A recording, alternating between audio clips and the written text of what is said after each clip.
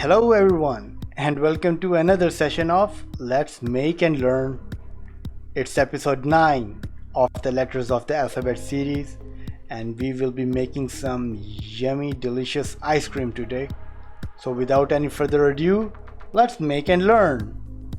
As always, I have my 500 pixels by 500 pixels artboard all set up for drawing. So let's get rolling.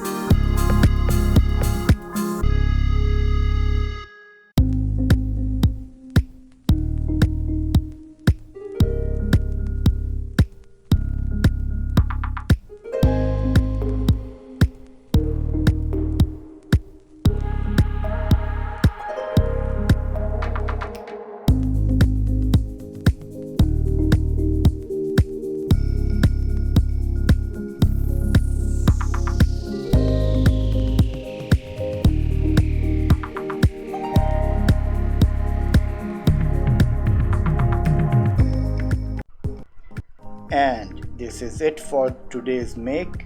I hope that you have learned something. Thank you very much for staying tuned throughout the video. Please don't forget to like and subscribe this video, and I look forward to seeing you all in the next session. Take care and happy learning.